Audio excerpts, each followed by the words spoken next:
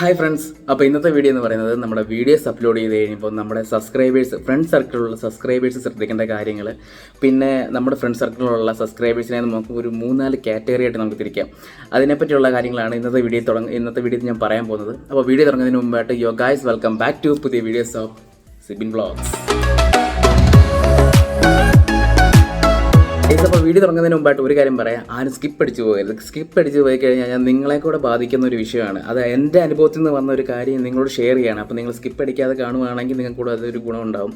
വേറൊന്നുമല്ല, നമ്മളിപ്പോൾ ഒരു വീഡിയോ ഒരു അപ്ലോഡ് ചെയ്ത് കഴിഞ്ഞിട്ട് നമ്മുടെ ഫ്രണ്ട് സർക്കിളിലുള്ള ആളുകൾക്ക് നമ്മളത് വീഡിയോസ് ഷെയർ ചെയ്ത് കൊടുക്കുകയാണ്. ഷെയർ ചെയ്ത് കൊടുക്കുമ്പോൾ അവരോട് പറഞ്ഞാൽ അത് മുഴുവൻ കാണാൻ ശ്രമിക്കുക എന്ന് പറയണം. അപ്പം ഇതുപോലെ എൻ്റെ ഒരു ഇൻസിഡൻറ്റ് ഞാൻ പറഞ്ഞതെന്ന് വെച്ചാൽ, ഞാൻ മിനിഞ്ഞാന്നൊരു ഇതുപോലെ വീഡിയോസ് അപ്ലോഡ് ചെയ്ത് ഒരാൾക്ക് ഷെയർ ചെയ്ത് കൊടുത്തു കഴിഞ്ഞപ്പം എൻ്റെ ഒരു ഫ്രണ്ട് പറഞ്ഞേടാ ഇതുപോലെ നെറ്റില്ല, ഞാൻ പിന്നെ കാണാമെന്ന് പറഞ്ഞു. അപ്പോൾ ഞാൻ ഓക്കെ, നിനക്ക് നെറ്റുള്ളപ്പോൾ ഫ്രീ ആയിട്ടിരിക്കുന്ന സമയത്ത് കണ്ടാൽ മതി എന്ന് പറഞ്ഞു. ഞാൻ അത് പറയാനുള്ള കാരണം വെച്ചാൽ വേറെ ഒന്നുമല്ല, അവളിത് കണ്ടതെന്ന് വെച്ച് കഴിഞ്ഞാൽ ഇപ്പോൾ 6 മിനിറ്റത്തെ ഒരു വീഡിയോ ആയിരുന്നു. അതൊരു 25-30 സെക്കൻഡ് കണ്ടു കഴിഞ്ഞപ്പോൾ നെറ്റ് കോട്ട തീർന്നു, ഡാറ്റ തീർന്നിരിക്കുകയാണ്, ഇനി നാളെ ഉള്ളൂ. അപ്പം എന്നോട് ഇതുപോലെ നെറ്റ് തീർന്നു എന്ന് പറഞ്ഞു. അപ്പം ഞാൻ ചോദിച്ചു, നീ ഇത് ഓപ്പൺ ആക്കിയെന്ന് ചോദിച്ചു. വീഡിയോ ഞാൻ ഓപ്പൺ ആക്കി ജസ്റ്റ് 25 സെക്കൻഡ് 30 സെക്കൻഡ് കഴിഞ്ഞപ്പോൾ ഇതാകുന്നു. അപ്പം ഞാൻ പിന്നെ കട്ട് ചെയ്ത് പോയെന്ന് പറഞ്ഞു. ഇപ്പം നമുക്കറിയാം, നമ്മളോട് ഷെയർ ചെയ്തു അത് നെറ്റ് ഇല്ലാഞ്ഞുകൊണ്ടാണ്. പക്ഷേ യൂട്യൂബിന് അതറിയത്തില്ല നെറ്റ് ഉണ്ടോ ഇല്ലയോ, അല്ലെങ്കിൽ അവർക്കത് പിന്നീട് കാണാൻ വേണ്ടിയാണ് എന്നൊന്നും യൂട്യൂബിന് അറിയത്തില്ല. യൂട്യൂബിൻ്റെ അൽഗോരിതം വെച്ച് നോക്കുമ്പോൾ അത് ഡൗണിലേക്കാണ് പോകുന്നത്. അതായത് നമ്മുടെ വീഡിയോസ് ഡൗൺലോട്ടാണ് പോകുന്നത്. കാരണം അവർക്ക് ഇൻട്രസ്റ്റ് ഇല്ലാത്തൊരു ഇതായതുകൊണ്ട് അവർ കാണുന്നില്ല എന്നാണ് യൂട്യൂബ് കരുതുന്നത്. മനസ്സിലായോ? അങ്ങനെ എനിക്ക് കുറേ അനുഭവം ഉണ്ടായിട്ടുണ്ട്. കാരണം നമ്മുടെ യൂട്യൂബ് സ്റ്റുഡിയോയിൽ തന്നെ നമുക്കതിൻ്റെ ഫുൾ ഡീറ്റെയിൽസ് കിട്ടും. അപ്പോൾ ആ ഡീറ്റെയിൽസ് എടുത്ത് നോക്കിക്കഴിഞ്ഞാൽ നമുക്ക് അറിയാൻ പറ്റും ഇപ്പോൾ സ്കിപ്പ് ചെയ്ത സെഗ്മെൻറ്റ് എവിടെയാണ്, പിന്നെ വീഡിയോസ് ഓടിച്ചു വിട്ട സെഗ്മെൻറ്റ് എവിടം തൊട്ടൊക്കെ എവിടം വരെയാണെന്നുള്ളത് നമുക്ക് അറിയാൻ പറ്റും. അപ്പം ഈ ഇടയ്ക്ക് ഞാൻ കുറച്ച് ചെക്ക് ചെയ്തപ്പോൾ എനിക്ക് അങ്ങനെ കുറേ അനുഭവപ്പെട്ടു നമ്മുടെ വീഡിയോസിലതൊക്കെ. അപ്പോൾ അതാണ് ഞാൻ മെയിനായിട്ട് ഇങ്ങനൊരു വീഡിയോ ചെയ്യാൻ തന്നെ കാരണം എന്ന് പറയുന്നത്. പിന്നെ നിങ്ങൾ ഈ ടെക് വീഡിയോസൊക്കെ കാണുന്ന പോലെ ബാക്ക്ഗ്രൗണ്ടിൽ ലൈറ്റൊക്കെ വെച്ച് അങ്ങനെ ഒരു സെറ്റപ്പ് അല്ല ഇത്. കാരണം എൻ്റെ ഒരു അനുഭവം ഷെയർ ചെയ്യാൻ വേണ്ടിയിട്ടുള്ള ഒരു വീഡിയോസ് ആയതുകൊണ്ടാണ് പെട്ടെന്നൊരു വീടിൻ്റെ ഒരു മൂലക്കിരുന്ന് അങ്ങ് പറയുന്നതേ ഉള്ളൂ. അപ്പം ഒന്നാമത്തെ കാര്യം അതാണ്, നിങ്ങൾ സമയമുള്ളപ്പം കാണുക, ഫ്രീ ടൈമിൽ ഇരുന്ന് കാണുക, സ്കിപ്പ് അടിച്ച് പോകാതിരിക്കുക. കാരണം സ്കിപ്പ് അടിച്ച് പോയി കഴിഞ്ഞാൽ നമ്മുടെ യൂട്യൂബ് വീഡിയോസിനെ അത് ബാധിക്കും. പിന്നെ വാച്ചിങ് അവർ കുറയും. അങ്ങനത്തെ കുറച്ച് കാര്യങ്ങളൊക്കെ ഉണ്ട്.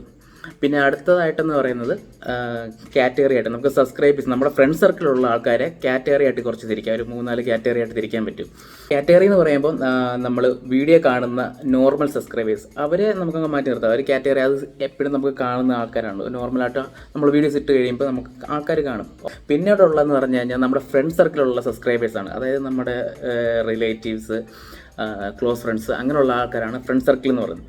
പിന്നെ 3ാമത്തെ കാറ്റഗറി എന്ന് പറഞ്ഞാൽ നമ്മൾ നിർബന്ധിച്ച് ചെയ്യുന്ന കുറച്ച് സബ്സ്ക്രൈബേഴ്സ് കാര്യങ്ങളുണ്ട്. അതായത് നമ്മൾ വളർന്ന് വലുതാകരുത് എന്നൊരു ചിന്താഗതിയുള്ള ആൾക്കാരും ഈ കാറ്റഗറിയിൽ പെടുന്നതാണ്. അതായത് ഇപ്പം ഞാൻ എൻ്റെ ഫ്രണ്ട് സർക്കിളിലുള്ള ആൾക്കാരോട് പറയുന്നത്, എടാ നിങ്ങൾക്ക് വീഡിയോ ഇഷ്ടപ്പെട്ടില്ലെങ്കിൽ, അല്ലെങ്കിൽ നിങ്ങൾക്ക് കാണാൻ താല്പര്യമില്ല, എനിക്ക് വേറെ കാറ്റഗറിയിലുള്ള വീഡിയോസൊക്കെയാണ് ഇഷ്ടപ്പെടുന്നതെങ്കിൽ നിങ്ങൾ ജസ്റ്റ് ഒരു 144 പിക്സൽ 1080 ഇട്ട് കാണണമെന്നില്ല, 144 പിക്സൽ ഒന്ന് വീഡിയോസ് ഓൺ ചെയ്തിട്ട് നിങ്ങൾ അങ്ങോട്ട് ജസ്റ്റ് ഒന്ന് മാറ്റി വെച്ചാൽ മതി. വീഡിയോ കണ്ടു കഴിയുമ്പോൾ നിങ്ങളങ്ങ് എടുത്തു, കുഴപ്പമില്ല. അങ്ങനെയാണ് ഞാനിപ്പോൾ എല്ലാവരോടും പറയുന്നത്. കാരണം നമുക്ക് വാച്ചിങ് അവേഴ്സ് ആണ് നമ്മുടെ ടാർഗറ്റ് എന്ന് പറയുന്നത്.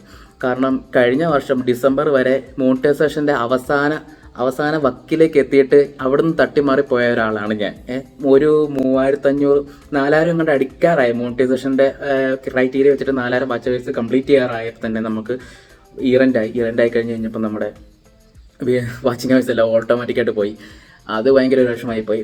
വീണ്ടും ഇപ്പം ജനുവരി തുടങ്ങി, അപ്പോൾ 1 നമ്മൾ ഇനി സ്റ്റാർട്ട് ചെയ്യുകയാണ്.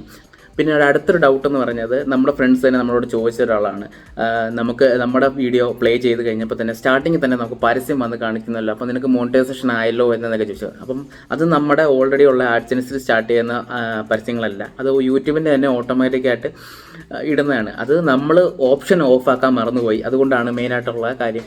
അത് ഓഫാക്കായിരുന്നുകൊണ്ടാണ് നമുക്ക് ആ പരസ്യം കയറി വന്നത് ഫസ്റ്റ് ടൈമിൽ തന്നെ. അത് നമ്മൾക്ക് ഒരു ബെനിഫിറ്റും കിട്ടുന്നില്ല ആ പരസ്യത്തെ കാര്യം.